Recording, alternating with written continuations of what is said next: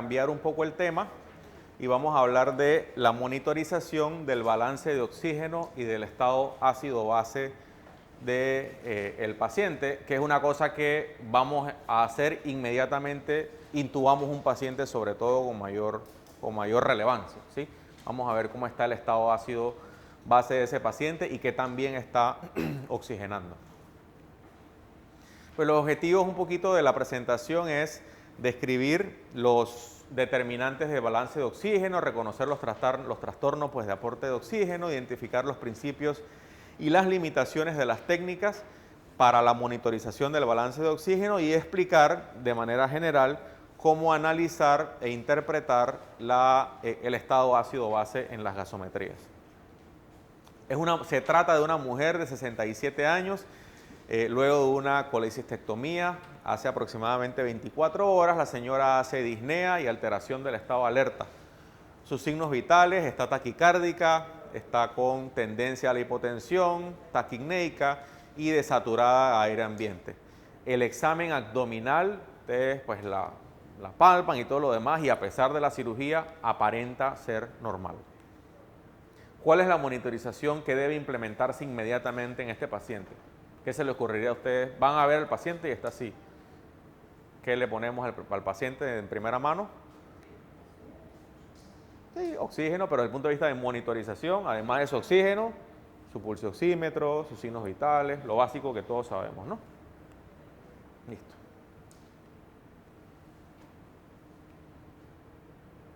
Pues como mencionamos, las cuestiones básicas que pudiéramos todos pues, pensar hacer: los signos vitales, midiéndole su presión arterial, le ponemos su oxígeno, verificamos frecuencia cardíaca, frecuencia respiratoria, la saturación de la oxihemoglobina a través de una manera no invasiva, que es la oximetría de pulso, pues medir también la temperatura, la presión intraabdominal.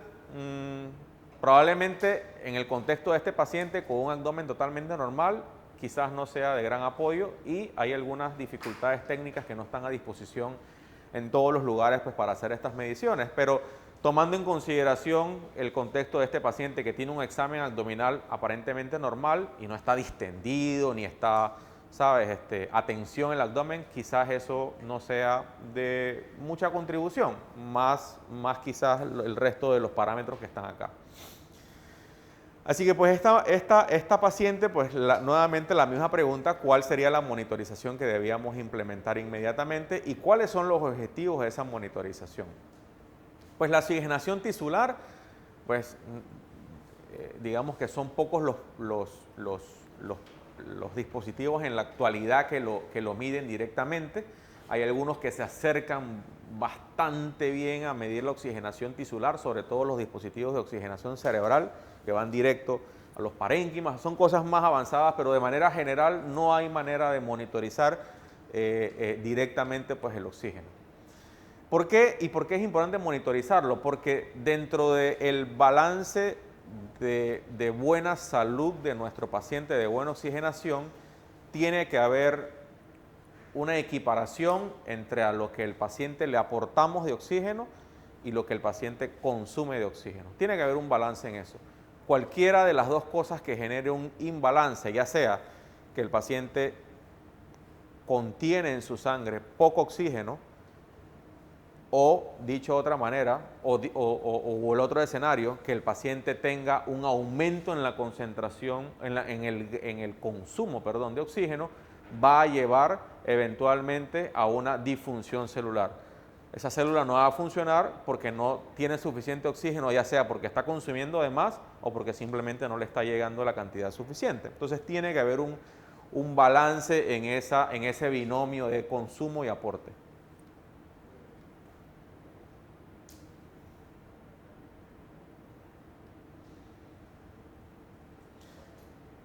Y decía la pregunta: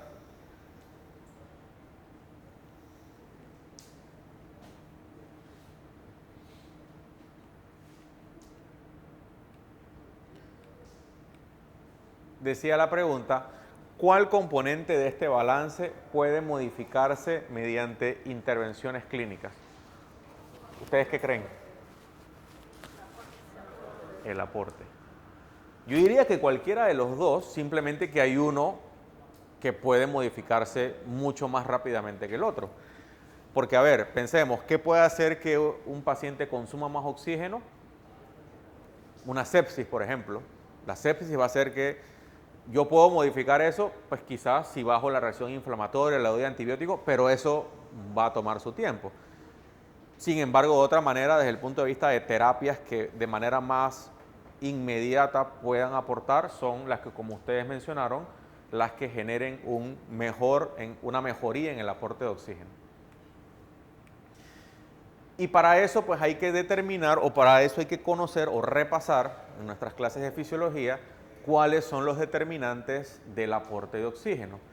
El aporte de oxígeno en general, o el contenido, el aporte de oxígeno en general, va de la mano del gasto cardíaco y de la cantidad de oxígeno que haya en sangre.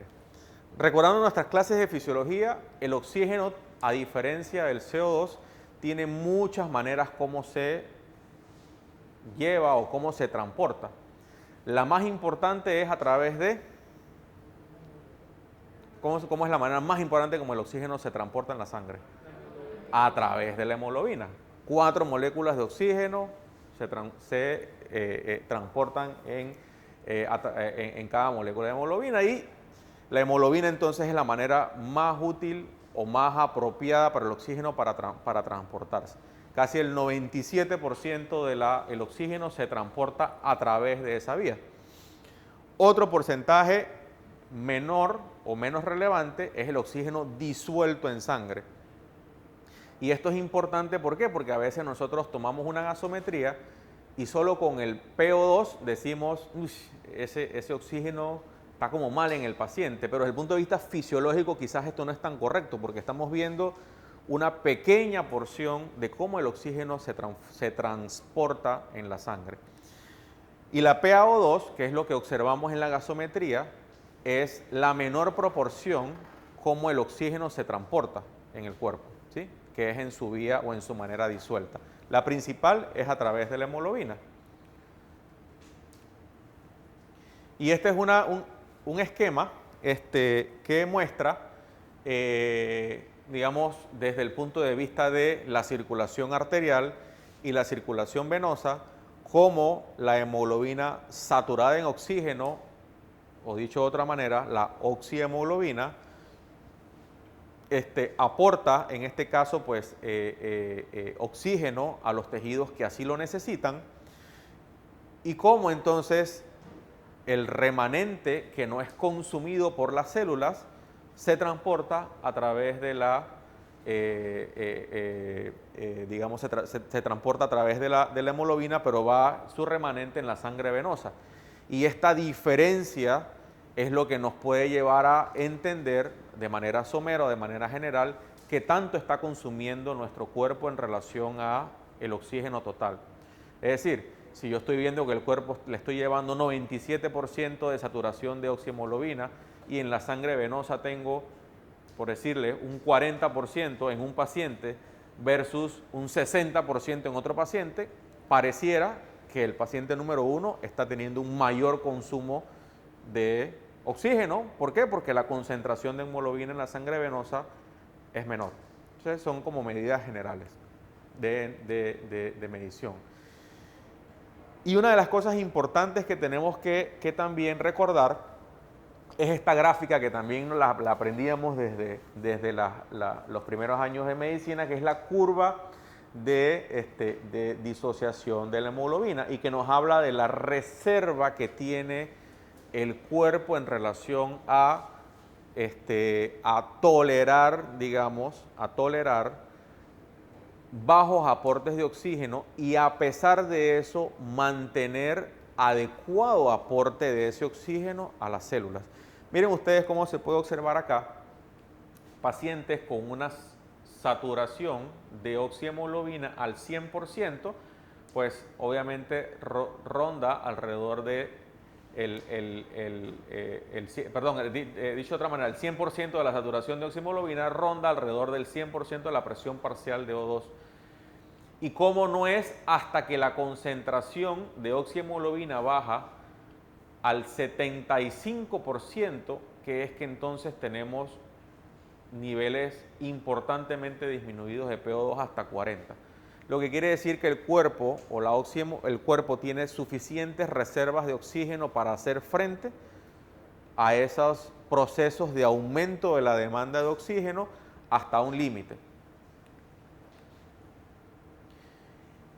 Ese oxígeno descargado de la hemoglobina durante un metabolismo normal es el que observamos acá, y apenas ese se cumple o se sobrepasa ese rango, es donde entonces comienza el proceso de metabolismo anaeróbico. Es decir, el cuerpo comienza a producir energía, porque al final el cuerpo necesita oxígeno para producir energía a través del ciclo de Krebs y todas esas cosas que ustedes de seguro recuerdan mejor que yo.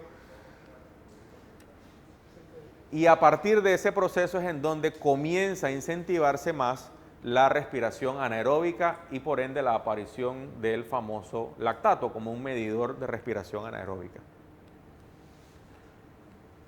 Y esas reservas de oxígeno pueden descargarse de la hemoglobina a los tejidos incluso ante un aumento de las demandas.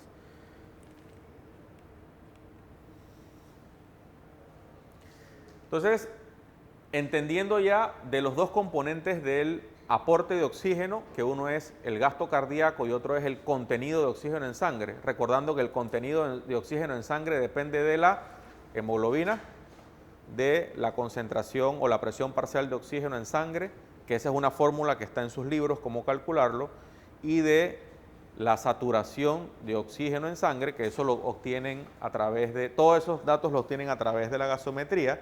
El otro componente del aporte de oxígeno es el gasto cardíaco.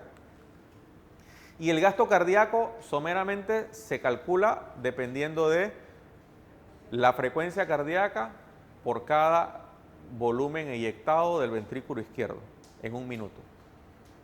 Tanto de volumen sistólico o de volumen eyectado en cada sístole multiplicado por la frecuencia cardíaca es de manera general el gasto cardíaco. Sin embargo, ese volumen sistólico depende de otras variables. ¿De qué variables? Depende de la precarga, poscarga y contractilidad, y ya vamos a repasar rápidamente esto. La precarga es una medida de presión que se relaciona con el llenado ventricular. Es decir, es una medida de presión que ustedes ven que uno mide, o medía mucho la PVC, si ustedes recordarán, ¿verdad? Es una medida de presión, pero que intenta decirnos cómo está el volumen de llenado de las cavidades. O sea que en verdad no medimos el volumen, medimos una presión que nos dice más o menos cómo puede estar los volúmenes de llenado, cómo está, que también están llenándose esos ventrículos. Y ese volumen de llenado obviamente va a depender de qué tanto volumen tengo circulante, dicho de otra manera, del retorno venoso, y va a depender también de la distensibilidad del ventrículo. Imagínense que yo tengo un ventrículo que es una pelota de fútbol. Y a ese ventrículo, que es una pelota de tenis, es una pelota de tenis, y a ese ventrículo le caben, por decirles algo, 50 cc de agua, ¿sí? Y cuando llega a los 50 cc, el ventrículo, pues una pelota de tenis no tiene cómo albergar más, y eso es lo que va a tolerar. Pero si en vez de que ese ventrículo sea una pelota de tenis, es un globo, ese globo quizás va a poder ocupar más líquido y por ende va a tener la capacidad de albergar más llenado o más volumen diastólico. Entonces, por eso, uno de los determinantes de la precarga es no solo la cantidad de sangre circulante o volumen circulante, sino es también la capacidad de ese ventrículo de poder distenderse y ocupar más volumen dentro de sí. Y por eso uno de los determinantes de la precarga es la distensibilidad ventricular. Por eso es que a medida que nos vamos haciendo menos viejos, los viejitos tienden a tolerar usualmente menos líquidos en infusiones altas, porque sus ventrículos son más rígidos y no pueden distenderse y por ende no manejar adecuadamente esos volúmenes y eyectarlos apropiadamente. La poscarga, que es el otro determinante del volumen sistólico, involucra todas las resistencias o todas las fuerzas que se oponen a la sístole o a la expulsión de parte del ventrículo de ese volumen, ¿sí? Lo más común y que asociamos con poscarga, ¿qué es? La presión arterial. ¿Por qué? Porque la presión arterial que está en la raíz de la aorta es la principal fuerza que se opone a la eyección ventricular. A veces llegan pacientes llegan con una crisis hipertensiva, presión en 210 y el paciente tiene falla cardíaca. Y quizás lo mejor para ese paciente no sea tanto sacarle líquido, sino bajarle la presión de tal manera que tenga menos resistencia a ese ventrículo para poder hacer su trabajo. Entonces la poscarga es uno de los principales determinantes, la presión arterial es uno de los principales determinantes de la poscarga. Hay otros factores que pueden generar aumento de la poscarga, menos frecuentes, por ejemplo, un paciente con una válvula aórtica que esté pues estenótica, pues ahí obviamente hay otra resistencia que se está poniendo, pero lo más común es la presión arterial. Y por último, dentro de los determinantes del volumen sistólico,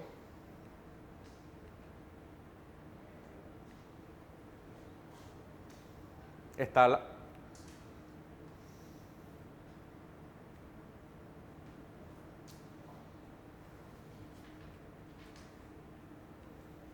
la contractilidad, que como lo dice su nombre, va a depender de qué tan efectivo es ese corazón contrayéndose. Si tiene buena contracción, el volumen eyectado o sistólico va a ser mejor en comparación a un corazón que tenga problemas para contraerse y por ende el volumen sistólico va a ser menor.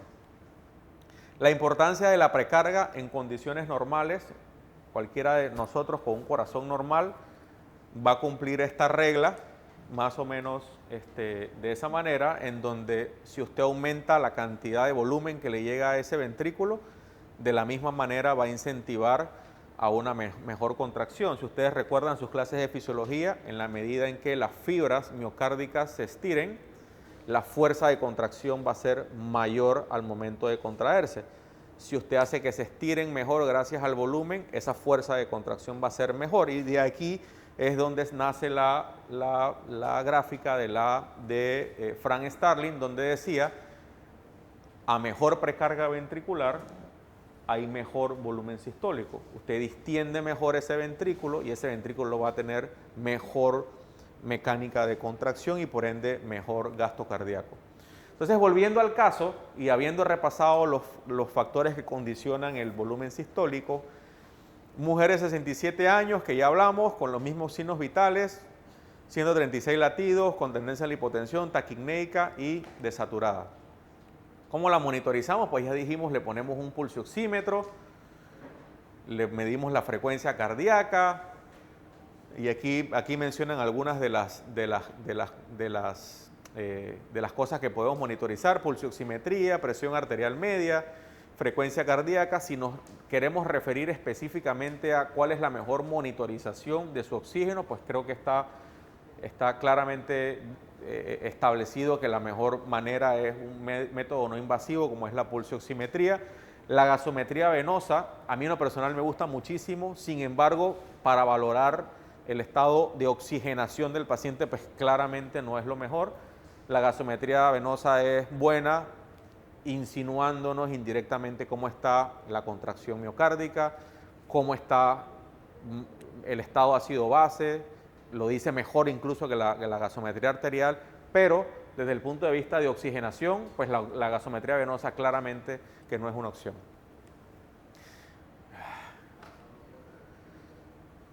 Entonces, ¿cómo determinaríamos el aporte de oxígeno en este paciente? Pues ya lo repasamos a través de medición del gasto cardíaco y del contenido arterial de oxígeno.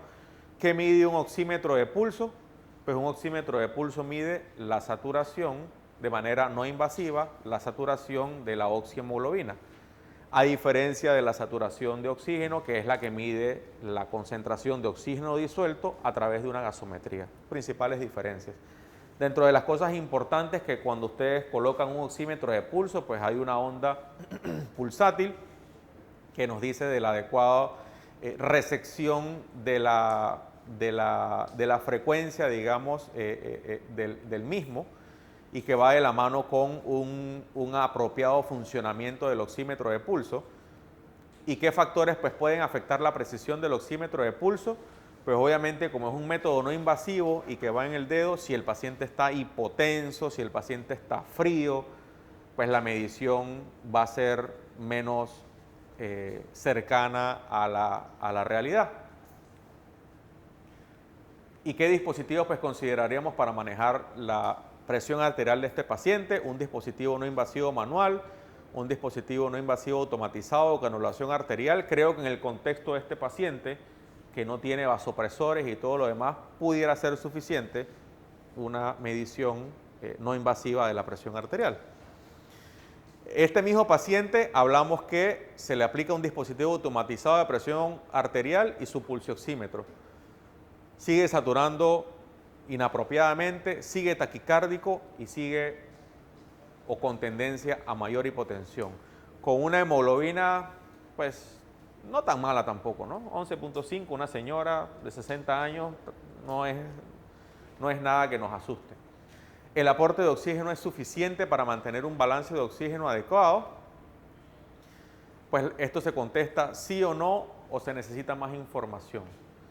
¿Cuáles son las cosas que nos dicen que a través de las cuales podemos calcular el aporte y el consumo de oxígeno? Pues pareciera que pudiéramos requerir más información, ¿no? Porque para calcular la concentración, el contenido arterial de oxígeno necesitamos una gasometría, entre otras cosas, así que pareciera que pudiéramos necesitar más información. Y en este caso, en el tema de la oxigenación tisular, pareciera que estuviéramos teniendo dos situaciones o dos eventos que están causando un imbalance. Uno, con un paciente saturando 90%, pudiera yo asumir que el paciente está teniendo un inadecuado aporte de oxígeno.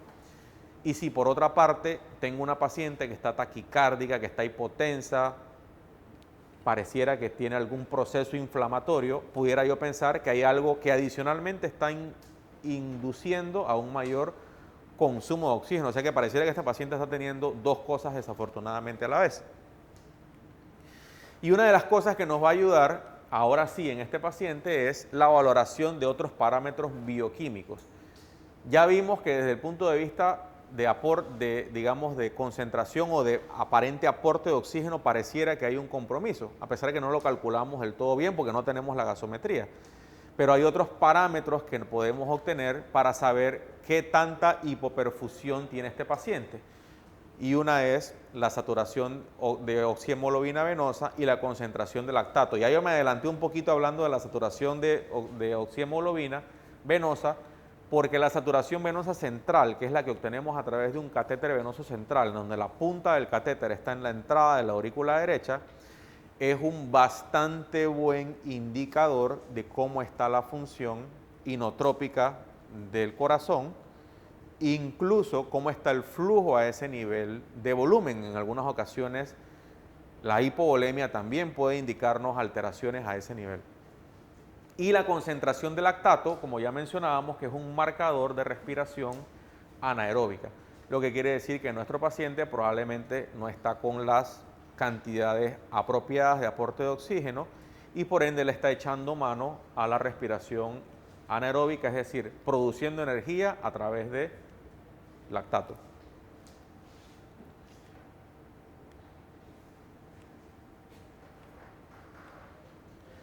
¿Qué significa una saturación venosa central baja? Ya también me adelanté un poquito. Saturación venosa central baja puede indicar muchas cosas, pero para entender hay que saber qué es lo que la altera.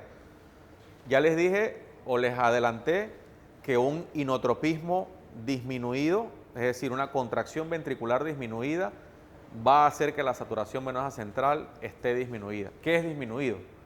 ¿O cuál es el valor? Para saber que está disminuido tenemos que saber cuál es el valor normal.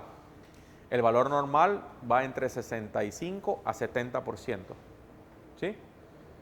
Si a ese paciente, asumamos, le tomamos una gasometría venosa central, tiene el catéter venoso central con la punta del catéter, usted la vio en la radiografía, en la aurícula derecha.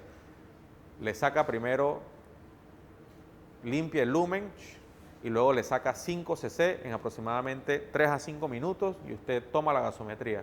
Y sale la saturación venosa central en 46%, por ejemplo. Esto nos puede indicar varias cosas y para eso hay que entender que altera la saturación venosa central. La saturación venosa central la altera el flujo que hay a ese nivel, es decir, la cantidad de sangre por minuto que pase a ese nivel. ¿Qué nos puede alterar la cantidad de agua que pase por una tubería de esas que viene del IDAN? O que la bomba que está bombeando del otro lado no esté bombeando adecuadamente esa agua, o dos, que simplemente no haya agua. Son las dos cosas principales que nos van a alterar ese flujo por esa tubería. De manera similar, hacemos una analogía, digamos, un poco simplista a ese nivel. La saturación venosa central nos indica cualquier situación que indique caída en el flujo. Bajo inotropismo o hipovolemia nos van a alterar la saturación venosa central. Entonces, con nosotros, en un paciente como este, y sobre todo que está hipotenso, que estamos sospechando que tiene una sepsis, lo primero que tenemos que hacer es, y un lactato elevado, si es el caso, aportarle líquidos. Lo primero, le aportamos una carga de líquidos, ¿sí? Volvemos a medir la saturación venosa central y a pesar de las cargas de líquidos, el paciente sigue con saturación venosa central disminuida, entonces uno pudiera asumir que el problema ya no es del volumen de agua que está pasando por la tubería, quizás pudiera interpretar de que hay un problema de contractibilidad. Entonces, una saturación venosa central baja pudiera indicarnos eso, que hay un problema en el inotropismo cardíaco y por ende en el gasto cardíaco, un problema en la cantidad de flujo o la cantidad de agua que está pasando y tres, un problema en las cosas que hacen que se transporte ese oxígeno en esa agua, en esa sangre, que son los componentes del contenido arterial de oxígeno, la hemoglobina, ¿verdad?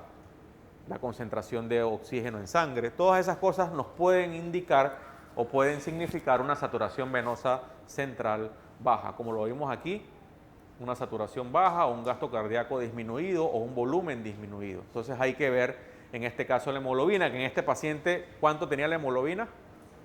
En 11. O sea que probablemente una saturación venosa baja asociado a un bajo concentración de oxígeno en sangre, entendiendo que el oxígeno se transporta principalmente por hemoglobina, pareciera que no es una razón si tiene una hemoglobina en 11.5, ¿sí, verdad? Si estamos siguiendo el análisis, entonces tenemos que pensar, bueno, ¿será que le falta agua?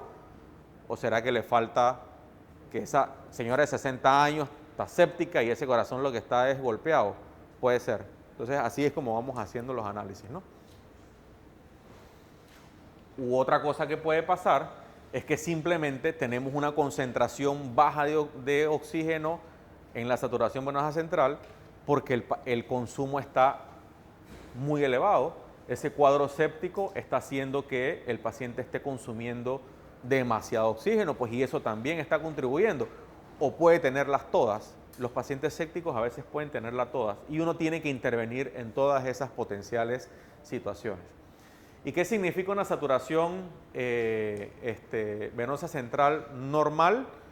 Pues usualmente puede indicar pues, que no hay alteraciones en estas situaciones, o a veces puede ser cuando tenemos un paciente totalmente sedado, el consumo de oxígeno cerebral disminuye de manera importante, ¿sí? Y eso también entonces en ocasiones pudiera contribuir a que tengamos incluso saturaciones venosas centrales normales a altas. Ese paciente que lo dormimos completamente porque, por la razón que sea que decidimos dormirlo, entendiendo que el cerebro es uno de los órganos que más oxígeno consume, también pudiera hacer que las saturaciones venosas centrales estuvieran normales o incluso a veces hasta un poquito altas del usual. Volviendo al lactato, que ya lo mencionamos, es el producto del metabolismo anaeróbico con hipoxia celular. Concentraciones elevadas usualmente nos hablan de respiración anaeróbica, es decir, de aporte inadecuado de oxígeno y mucho menos común asociado a fármacos o asociado a disfunción hepática. Esto es muy inusual. Lo más que tenemos que pensar cuando un paciente tiene un lactato elevado es que tiene respiración anaeróbica porque está hipoperfundido, porque su corazón no está latiendo bien, porque está con hemoglobina muy baja o porque está hipovolémico, es decir, todas las causas que pueden inducir una respiración anaeróbica. En este mismo caso, la señora sigue hipotensa, miren, ahora está febril, saturando 92% con cánula 6, con una máscara a 6 litros por minuto. La gasometría arterial, miren cómo está, 732, PaCO2 de 32, una presión parcial de oxígeno de 68. Tenemos acá los electrolitos, dentro de los cuales hay sodio, potasio, cloro, bicarbonato en 16, nitrógeno urea en 28 y una creatinina en 1.4. ¿Qué le llama la atención? Primero, en gasometría arterial, ¿qué les llama la atención rápidamente? ¿El pH está normal o no está normal? El pH normal va de 35 a 45, ¿sí? O sea que el paciente tiene, si solo miramos el pH, tiene una acidemia. Acidemia es el término para solo describir pH. Solo describir pH, no hemos visto nada más, ¿sí? Tiene una acidemia. Vamos a ver qué indujo a la acidemia este paciente, que es el primer paso cuando vamos a analizar la gasometría arterial. ¿Cómo está el pH? ¿Está anormal o está normal? En este caso claramente está anormal, una acidemia. ¿Qué puede haber inducido, qué hace que un pH se disminuya o vaya hacia la acidemia? ¿Cuáles son las dos cosas que hacen que un pH se haga acidémico? Disminución de bicarbonato o aumento de CO2. ¿Cómo le llamamos a la acidemia que se asocia a disminución del bicarbonato? Es un proceso que se llama acidosis metabólica. Y la disminución del pH asociada a aumento del PCO2, como lo dijo Roberto, es acidosis respiratoria. A veces pueden tener las dos, ¿sí? Entonces, claramente, sí. Entonces, ya sabemos que tenemos una acidemia. ¿Cómo está el pH? ¿Cómo está la PCO2 de este paciente? Está en 32. ¿Explicaría la PCO2 la acidemia del paciente? No, ¿verdad? Todo lo contrario. Debiera estar para explicarla, debiera estar aumentada. O sea que quizás esa PCO2 está intentando compensar algún otro proceso. ¿Cómo está el bicarbonato del paciente? ¿Está normal o está normal? Está disminuido. Y eso sí explicaría la acidemia del paciente. Entonces lo que este paciente tiene es una acidosis metabólica no del todo compensada. Porque ¿cuándo se compensa? Cuando el pH está normal. Y aprovecho este término para decir lo siguiente. Cuando nosotros vemos un paciente con un pH en 738, pregunta de examen, ¿ya el paciente está en equilibrio de ácido-base? No, porque puede tener un trastorno compensado. Entonces, eso es un aspecto muy importante. El pH simplemente nos facilita el análisis inicial, pero no nos dice que el paciente no tenga una alteración en el equilibrio ácido-base, ¿sí? Entonces, este paciente tiene una acidosis metabólica no compensada, ¿sí? ¿Qué otras cosas pareciera puede tener que les llama la atención por ahí? Pues está hipoxémica, ¿no? También, ¿sí? Asumamos que es 0.8 la creatinina de la señora esta siempre y está en 1.4. Probablemente tiene una falla renal aguda también. Hipotensa, febril, probablemente lo que está es séptica con hipovolemia, ¿no? Y eso indujo todas estas otras cosas, ¿sí? Entonces el estado ácido-base sugiere que el paciente está gravemente enfermo, pues tiene una acidosis metabólica. Acidosis metabólica en el contexto de un paciente séptico significa que hay disfunción orgánica, ¿ok? Porque el lactato, perdón, el bicarbonato, que al final es un buffer, ¿sí? Está intentando quizás solventar el exceso de lactato y el exceso de lactato va de la mano de la hipoperfusión o la respiración anaeróbica. Entonces es un paciente que sí está gravemente enfermo. Entonces ya nos adelantamos, el paciente está en acidemia, respiratoria metabólica, pues está en acidosis metabólica.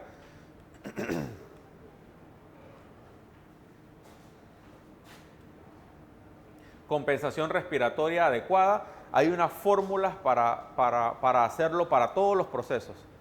Para todos los procesos. Uno, el más común porque es el trastorno ácido-base que más frecuentemente nos vamos a encontrar, que es la alcalosis metabólica. Hay una manera sencilla y está en sus libros de cómo calcular si la compensación es o no es adecuada. Y es calcular 1.5 por el bicarbonato, ¿que cuánto es? 1.5 por 16, creo que tenía el bicarbonato, ¿verdad?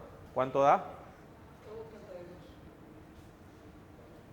Más 8,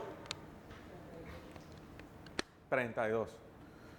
O sea que según esto está en el rango apropiado de la compensación o cerca a estarlo, ¿sí? ¿Por qué esto es importante? Porque asumamos que aquí nos diera, esto es 32 que es el cálculo y coincide con la gasometría del paciente. Si esto aquí hubiese sido 26, perdón, que el cálculo aquí es 32, pero en la gasometría hubiera salido 26, ¿qué pensarían ustedes? Que tiene un trastorno mixto, porque está muy por debajo el CO2 de lo que en teoría debiera estar según el cálculo. O sea que el paciente tiene una acidosis metabólica más una alcalosis respiratoria. Entonces, para eso nos sirve hacer estos cálculos, ¿sí? Asumamos otra cosa, la gasometría en vez de 32 dice, Roberto dice 40.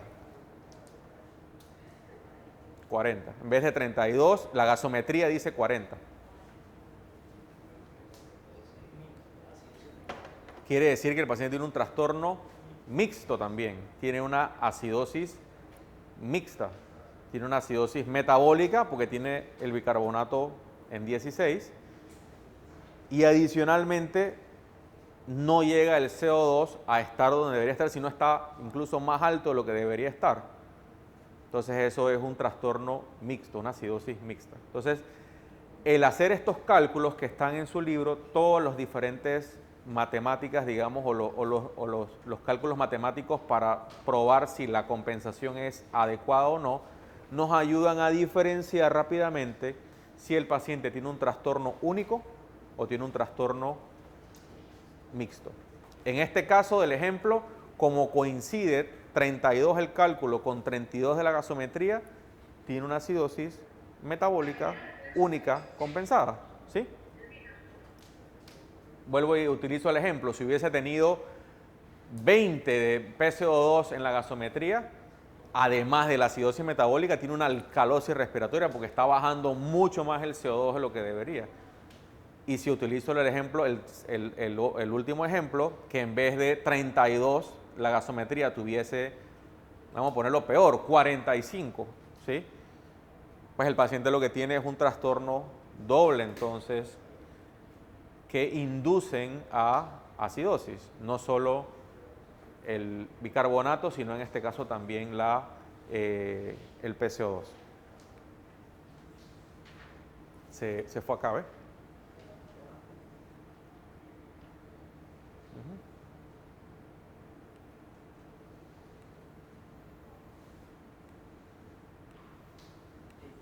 Sí, entendieron la utilidad de calcular los mecanismos. Nos ayuda rápidamente a ver si un paciente tiene un trastorno mixto o no.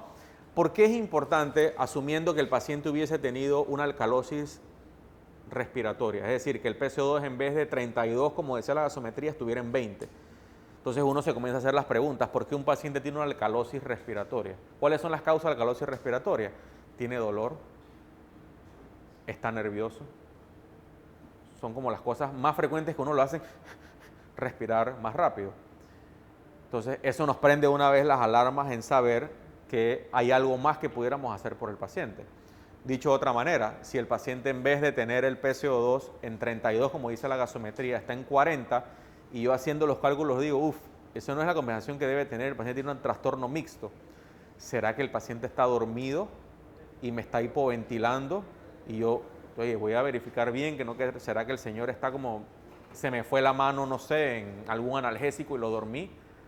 Entonces, para eso es la importancia de uno utilizar esa información para tomar decisiones, ¿sí? La brecha aniónica es un tema que nos ayuda, y voy a ir rápido por el tema de que la utilidad es buena solo en el contexto de la acidosis metabólica. Es el único momento en que calcular la brecha aniónica nos sirve. ¿Y cómo se calcula? Se calcula restando sodio menos cloro más bicarbonato, ¿ok? Y la brecha aniónica nos ayuda a determinar si la acidosis metabólica es asociada a si está normal, ¿verdad? O si está, perdón, si está anormal, nos quiere decir que es una brecha aniónica o está elevada o anormal, está asociada a trastornos de la hipoperfusión.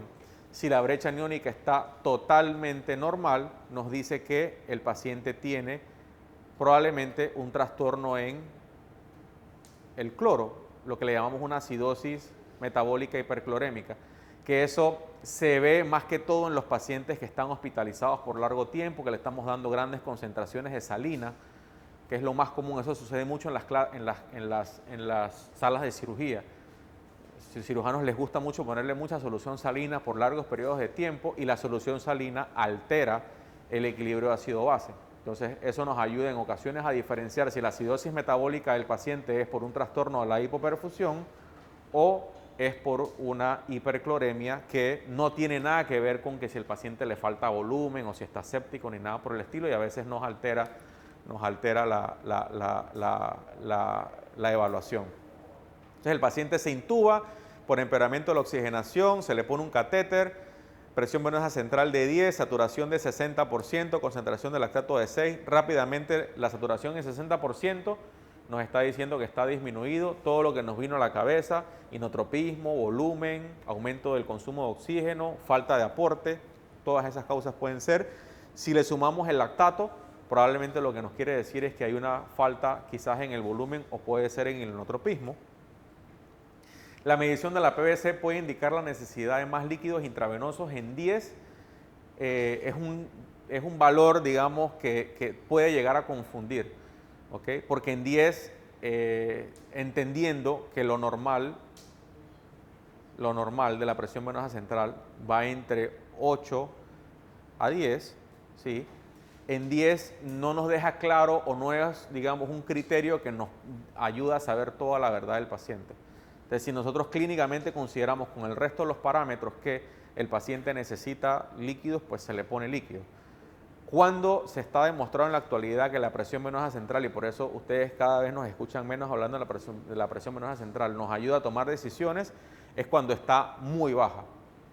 Cuando la presión venosa central está muy baja, está entre 2 a 6, eso es sine qua non que al paciente le falta líquido. Ahí no hay ninguna duda. Pero por encima de 8 no nos aporta en verdad mucha información para tomar decisiones. Entonces, en la monitorización de la respuesta a líquidos, pues la presión arterial sistólica, la presión de pulso, el volumen sistólico, son datos que nos pueden ayudar a tomar la decisión si al paciente le falta o no le falta. A veces tomamos la decisión de elevarle las piernas al paciente, si con el paciente con eso mejora, digamos, la presión. Puede ser un signo indirecto que el paciente le falta volemia y es un método bastante seguro. La variación en el cambio de 10 a 15% en la presión de pulso sugiere respuesta a los líquidos, y eso pues es entendible que solo lo podemos hacer cuando le ponemos una línea arterial a un paciente. La variación en la presión de pulso es esto que ustedes ven. Le ponemos una línea central al paciente y vemos esas variaciones en la expiración y en la inspiración, ¿sí? El paciente aquí inspira, aquí el paciente expira. Si hay variación entre la presión arterial sistólica en inspiración y expiración de más de un 15%, es potencialmente indicativo de que el paciente pudiera requerir mayor uso de volumen. Pero esto es ya cuando tenemos el paciente en cuidados intensivos y con una línea arterial. Así que pues los puntos claves: el aporte de oxígeno es dependiente del gasto cardíaco, del contenido arterial de oxígeno, la hemoglobina es el principal contribuyente, Los valores bajos de saturación venosa central sugieren desequilibrio de oxígeno, volumen, inotropismo, hemoglobina, como les dije, mayor aporte, mayor consumo, menos aporte. Todo eso son el libro de posibilidades se tiene que abrir cuando eso sucede. La pulsoximetría es de gran valor, pero no reflejan por sí solo el aporte, si el aporte es apropiado o no. Y la variación de la presión arterial con una línea arterial en cuidados intensivos o fuera de cuidados intensivos, si es posible, nos puede ayudar a tomar la decisión si lo que el paciente necesita es o no mayor líquido. Y practicamos pues una evaluación sencilla de cómo analizar rápidamente un estado ácido-base en un paciente. Así que bueno, muchas gracias. ¿Preguntas? Perdón que me extendí un poco más, pero el tema daba para eso. Ese delta arteriovenoso, ¿cuándo lo uso y qué busco por él? Ese delta arteriovenoso. ¿Estaba en el libro? ¿Estaba en el libro? Ah, no sé, ok. El doctor pregunta el delta arteriovenoso de CO2, que es, me imagino que lo que estás preguntando. Calcula, es delta, lo dice su nombre, es la diferencia del CO2 de la gasometría venosa central y del CO2 de la gasometría arterial, ¿sí? Eso fue propuesto inicialmente en los pacientes post cirugía cardíaca como un indicador indirecto de inotropismo cardíaco. ¿Qué quiere decir? Si la diferencia de CO2 en la gasometría venosa menos la arterial es más de 7, sugiere en un corazón, en pacientes post cirugía cardíaca, sugiere que probablemente el paciente pueda tener deterioro en el inotropismo cardíaco y pudiera sumarse en conjunto con la saturación venosa central para tomar esa decisión. Pero su utilidad clínica ha sido demostrado única y exclusivamente, al menos por estudios, que es como nosotros los que practicamos medicina debiésemos basarnos en lo que hacemos, en pacientes post cirugía cardíaca. Se intentó ver la utilidad del delta de CO2 en los pacientes sépticos, pero